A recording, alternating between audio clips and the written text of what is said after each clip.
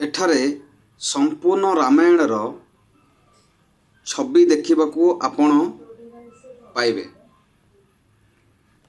ଦେଖନ୍ତୁ ଚାରିଆଡ଼େ ପ୍ରବଳ ଖଜୁରୀ ଗଛ, ତା ସହିତ ଆକାଶରେ ଯେଉଁ ମେଘ ସୌନ୍ଦର୍ଯ୍ୟକୁ ଦ୍ୱିଗୁଣିତ ବଢ଼େଇ ଦେଉଛି। ଆମେ ପହଞ୍ଚିବାର 1:15 କି 1:20 ହେବ।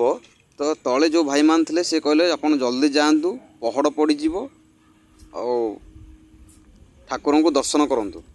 ତ ଆମେ ବହୁତ ସୌଭାଗ୍ୟ ଯେ ଠାକୁରଙ୍କୁ ଦର୍ଶନ କଲୁ। 1:30ରେ ପହଡ଼ ପଡ଼ିଯାଉଛି। ତେଣୁ ଆପଣ ଯଦି ଆସନ୍ତି 1:30 ପୂର୍ବରୁ ଆସନ୍ତୁ, ନଚେତ୍ ଇଭିନିଂରେ ଆସନ୍ତୁ। ଏ ଦେଖନ୍ତୁ କେମିତି ରାସ୍ତା, ଇଏ ସ୍ନେକ୍ ଭଳିଆ ରାସ୍ତା ହେଇଛି, ସାପ ଭଳିଆ ରାସ୍ତା ହେଇଛି। ଏଇ ରାସ୍ତାରେ ଆପଣ ଉଠିକି ଆସିବାକୁ ପଡ଼ିବ ଉପରକୁ।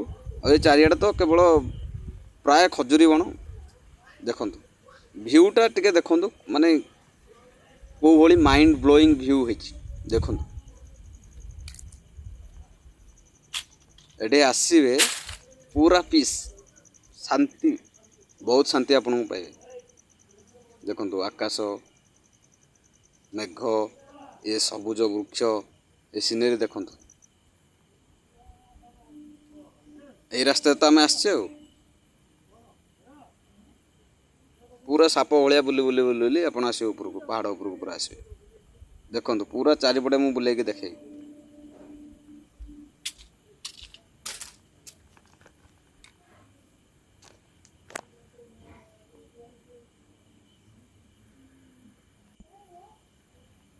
ଦେଖିପାରୁଛନ୍ତି ତ କୋଉ ଭଳିଆ ଭିୟୁ।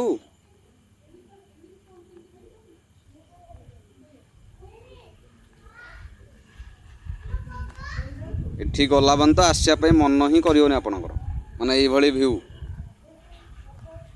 ଦେଖନ୍ତୁ ଇଏ ମନ୍ଦିର।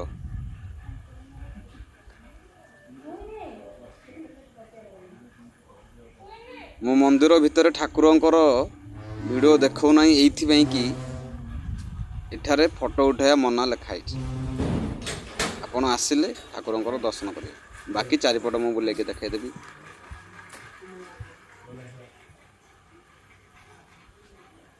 ଦେଖନ୍ତୁ ହାତ ଧୋଇବା ପାଇଁ ଜାଗା ଅଛି।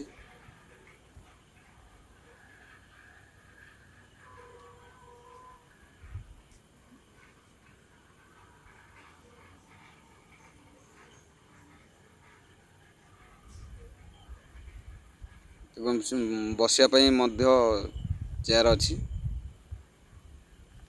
ଆଉ ଦେଖନ୍ତୁ ମାନସିକ, ଆପଣଙ୍କର ଯାହାର ଯାହା ମାନସିକ ଥିବ ଏ ବୃକ୍ଷରେ ଆପଣ ବାନ୍ଧି ପାରିବେ। ଦେଖନ୍ତୁ କେତେ ସୁନ୍ଦର।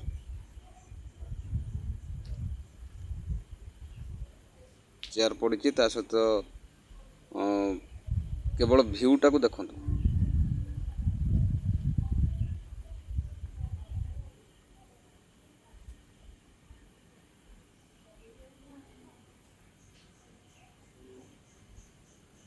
ଯିଏ ଯାହା ମାନସିକ କରି ଆପଣ ଏ ବୃକ୍ଷରେ ଆପଣଙ୍କର ବାନ୍ଧି ପାରିବେ।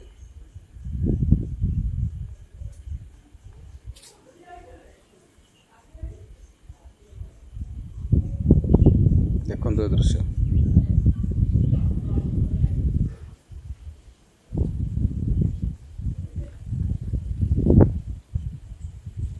ଦେଖିପାରୁଛନ୍ତି ତ? ଆମେ ତ ବାଇକ୍ରେ ଆସିଥିଲୁ, ଯେଉଁ ରାସ୍ତାଟା ଦେଖାଉଥିଲି। ତ ଏପଟେ ବି ଆଉ ଗୋଟେ ରାସ୍ତା ଅଛି। ଦେଖନ୍ତୁ ଇଏ ହେଉଛି ପାହାଚ ରାସ୍ତା। ପାହାଚରେ ମଧ୍ୟ ଆସିପାରିବେ, ଏପଟେ ଅଛି। ମୁଁ ଦେଖାଉଛି, ଚାଲନ୍ତୁ ଆଗୁ ଆଗକୁ ଯିବା। କେଉଁଠି ପାହାଚ ସରିଛି, ଆଗକୁ ଚାଲନ୍ତୁ। ଦେଖିପାରୁଛନ୍ତି ତ ପାହାଚ କେତେ ରଙ୍ଗୀନ ହେଇଛି, କେତେ ଆଟ୍ରାକ୍ସନ୍ ଲାଗୁଛି। ଚାଲନ୍ତୁ ଆହୁରି ଆଗକୁ ଆଗକୁ ଯିବା। ଇଏ ହେଲା ପାହାଚ ରାସ୍ତା ମୁଁ ଯେଉଁ ଦେଖାଉଛି। ଆରପଟେ ତ ଆପଣଙ୍କୁ ଦେଖେଇଥିଲି କେମିତି ସାପ ଭଳିଆ ଯେଉଁ ରାସ୍ତା କହିଥିଲି ଆପଣଙ୍କୁ ଆସିଥିଲେ ବାଇକ୍ରେ। ତ ଇଏ ହେଉଛି ପାହାଚ ରାସ୍ତା। ତ ଦୁଇଟି ରାସ୍ତା ଅଛି। ପାହାଚ ରାସ୍ତାରେ ଆସିପାରିବେ, ଏପଟେ ଆପଣ ବାଇକ୍ କିମ୍ବା 4 ହ୍ୱିଲର ନେଇକି ଆସିପାରିବେ। ଚାଲନ୍ତୁ ଆହୁରି ତଳକୁ ଯିବା। ଟୋଟାଲ ସବୁ ପାହାଚ ଚଢ଼ିକି ଯିବା। ଏପଟେ ଗଛ ଫଛ ଲାଗିଛି।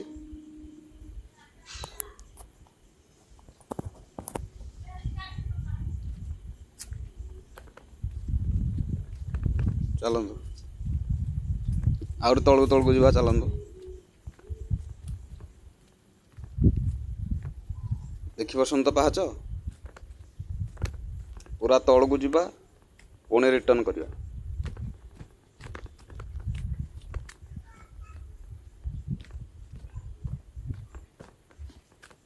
ଚାଲନ୍ତୁ ଆହୁରି ତଳକୁ ତଳକୁ ଚାଲନ୍ତୁ ପୁରା ଡିଟେଲ୍ସ ଦେଖିବା। ଭିଡ଼ିଓ ଲଙ୍ଗ୍ ସେଥିପାଇଁ ଟେନସନ୍ ନିଅନ୍ତୁନି, କିନ୍ତୁ ଆପଣ ଆସିବେ ସବୁ ଜାଗା ଦେଖିକି ଯିବେ। ଆସିଥିବେ ସବୁ ଜାଗା ଦେଖିନଥିବେ, ପୁଣି ଆପଣଙ୍କର ମନରେ ଗୋଟେ ଅଫସୋସ ରହିବ, ନାହିଁ ମୁଁ ଯାଇଥିଲି ଆଉ ପାହାଚ ରାସ୍ତା ଗୋଟେ ବି ଦେଖିନଥିଲି, ଖାଲି ଏପଟେ ଆସିଲି ବାସ୍ ଦେଖିଦେଇକି ପଳେଇଲି। ସେମିତି ନାହିଁ, ଟୋଟାଲ୍ ସବୁ ଦେଖିକି ଯିବା। ଏ ପାହାଚ ପୁରା କନେକ୍ସନ୍ ହେଇଛି ତଳକୁ ରୋଡ଼କୁ। ଦେଖନ୍ତୁ ତଳେ ଯେଉଁ ଦେଖାଯାଉଛି ରୋଡ଼ ସେଇଠି ହିଁ କନେକ୍ସନ୍ ହେଇଛି, ପାହାଚ ସେଇଠି ସରିଛି। ତ ସରିଲା, ବର୍ତ୍ତମାନ ଆମେ ରିଟର୍ନ ଯିବା। ଜରିପୁର ହନୁମାନ ମନ୍ଦିର ବୁଲାବୁଲି ସରିଲା, ଆମେ ବର୍ତ୍ତମାନ ରିଟର୍ନ। ଯଦି ଭିଡ଼ିଓଟି ଆପଣଙ୍କୁ ପ୍ରକୃତରେ ଭଲ ଲାଗିଥାଏ ତାହେଲେ ଲାଇକ୍, ସେୟାର ଆଉ କମେଣ୍ଟ କରିବାକୁ ନିଶ୍ଚୟ ଭୁଲିବେନି, କାହିଁକିନା କମେଣ୍ଟ କଲେ ଆମେ ଜାଣିପାରିବୁ ତ ଆମର ଭିଡ଼ିଓ କେମିତି କ'ଣ ହେଇଛି। ଆଉ ସବସ୍କ୍ରାଇବ୍ ତ ନିଶ୍ଚୟ କରିବେ, ମୁଁ ଜାଣିଛି, କାହିଁକିନା ସବସ୍କ୍ରାଇବ୍ କଲେ ଭିଡ଼ିଓ ବନେଇବାକୁ ଆମକୁ ବହୁତ ଭଲ ଲାଗିବ। ବିଶ୍ୱାସ କରିବେନି, ଆଜି ଯେଉଁ ଭଳିଆ ଖରା ହେଉଥିଲା ସେ ଖରାରେ ଆସିକି ଭିଡ଼ିଓ ବନେଇଛି। ଆଉ ଆପଣଙ୍କର ସବସ୍କ୍ରାଇବ୍ ନିହାତି ହିଁ ଦରକାର। ଯଦି ବି ଆପଣ ଜରିପୁରରୁ ଆସୁଛନ୍ତି ତ ତା ପାଖରେ ଆପଣଙ୍କର ଅଟ୍ରି ଆଉ ହଟକେଶ୍ୱର ଶିବ ମନ୍ଦିର ଦେଖିବାକୁ ଜମା ଭୁଲିବେ ନାହିଁ, କାହିଁକିନା ଏଠୁ ପ୍ରାୟ 7 କିଲୋମିଟର ହେବ। ଆପଣ ଜରିପୁରରୁ ବାଁ ପଟକୁ ଯାଇ ଅଟ୍ରି ଏବଂ ହଟକେଶ୍ୱର ମନ୍ଦିର ନିଶ୍ଚୟ ଦେଖିବେ, କାହିଁକିନା ଆପଣ ଆସିଲା ମାନେ 3ଟା ବେନିଫିଟ୍ ଆପଣଙ୍କୁ ପାଇବେ।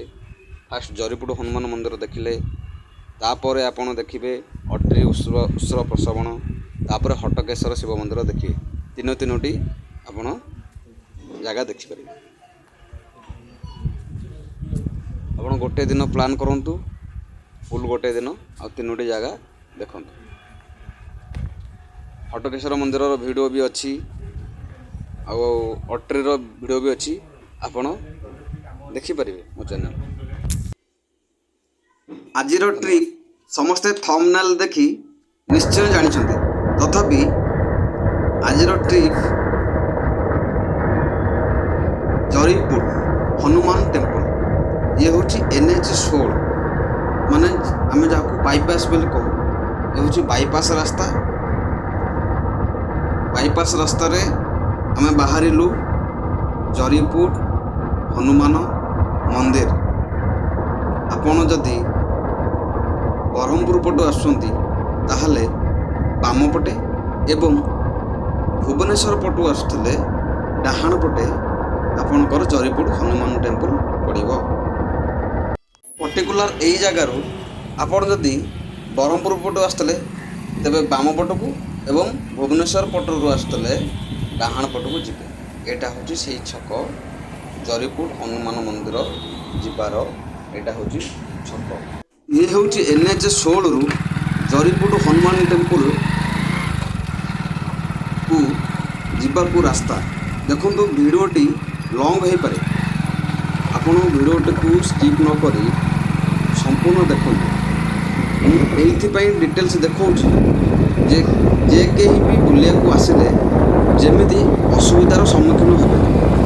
ମୁଁ ଏଭଳି ଡିଟେଲ୍ସରେ ବୁଝେଇବି, ଯିଏ ବି ଆସିଲେ କୌଣସି ଅସୁବିଧାର ସମ୍ମୁଖୀନ ନ ହୋଇ ସେ ଇଜିଲି ଜରିପୁର ହନୁମାନ ଟେମ୍ପଲ୍ ପାଖରେ ପହଞ୍ଚି ପାରିବେ। ଆପଣ ଏଇ ଯେଉଁ ରାସ୍ତା ଦେଖୁଛନ୍ତି ଇଏ ହେଉଛି ଜରିପୁର ହନୁମାନ ଟେମ୍ପଲ୍ ଯିବା ଭିତର ରାସ୍ତା। NH16ରୁ ଆପଣ ମନ୍ଦିର ଟୁୱାର୍ଡସ୍ ଗତି କରୁଛେ। ଦେଖନ୍ତୁ ରାସ୍ତା ଏକଦମ ଠିକ୍ ଠାକ୍, ବହୁତ ସୁନ୍ଦର ରାସ୍ତା।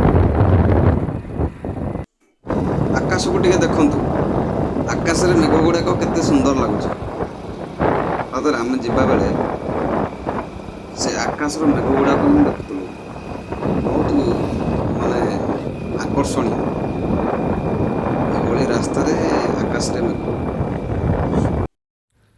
ଫାଇନାଲି ଆମେ ଆସି ପହଞ୍ଚି ଯାଇଛେ ଜରିପୁର ହନୁମାନ ମନ୍ଦିର। ଦେଖନ୍ତୁ ଆମେ ବର୍ତ୍ତମାନ ସେ ଭିତରକୁ ଯିବା ଏବଂ ଡିଟେଲ୍ସ ସେ ଭିତରେ ଦେଖିବା କେମିତି ସ୍ଥାନ ଅଛି। ହେଉଛି ଜରିପୁର ହନୁମାନ ଟେମ୍ପଲର ମେନ୍ ଗେଟ୍। ଏ ଗେଟ୍ ଭିତରେ ଆମେ ଯିବା। ଦେଖନ୍ତୁ କେତେ ସୁନ୍ଦର ଜାଗା। ଦେଖନ୍ତୁ ଆଗରେ ଯେଉଁ ଦେଖାଯାଉଛି ଆକାଶବାସୀ, ସେ ହେଉଛି ଜରିପୁର ହନୁମାନ ମନ୍ଦିର।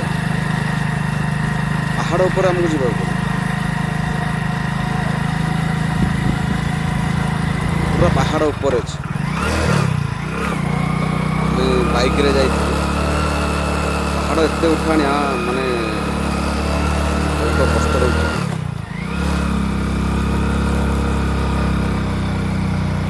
କୋଉଭଳି ହେଇଛି ପୁରା ଉପରକୁ, ଆହୁରି ଉପରକୁ ଯିବାକୁ ପଡ଼ିବ।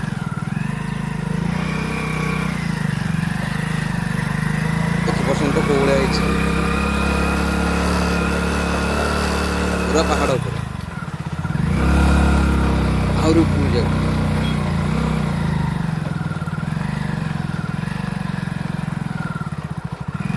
ତ ଫୋର୍ ହ୍ୱିଲର ଆଉ ଏଠୁ ଉପରକୁ ଯାଇପାରିବନି, କିନ୍ତୁ ବାଇକ୍ ଯାଇପାରିବ। ଦେଖନ୍ତୁ ଆହୁରି ଉପରକୁ।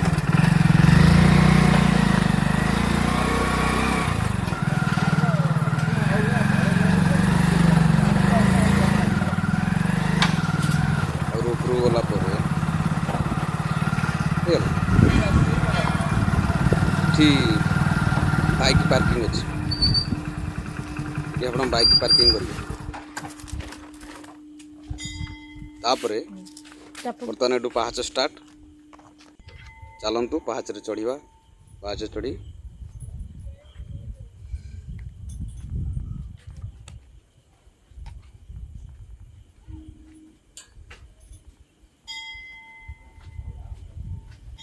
ହନୁମାନ ମନ୍ଦିରକୁ ଦର୍ଶନ କରିବା। ଜୟ ବାବା ବଜରଙ୍ଗ ବାଲି କି ଜୟ, ଜୟ ବାବା ବଜରଙ୍ଗ ବାଲି କି ଜୟ, ଜୟ ବାବା ବଜରଙ୍ଗ ବାଲି କି ଜୟ। ଦେଖନ୍ତୁ କେତେ ସୁନ୍ଦର ହେଇଛି ମନ୍ଦିର।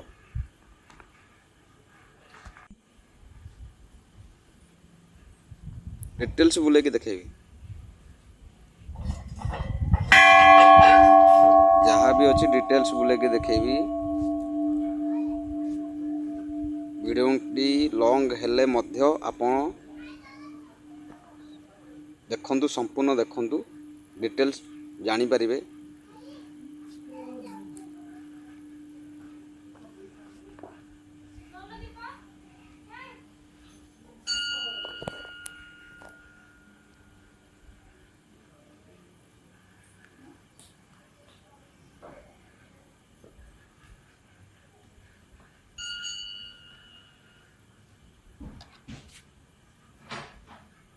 ଆମେ ତଳେ ଥିଲୁ, ଜଷ୍ଟ ଆମେ ପହଞ୍ଚିବାର 1:20 କିମ୍ବା 1:15 ବୋଧେ ହେବ।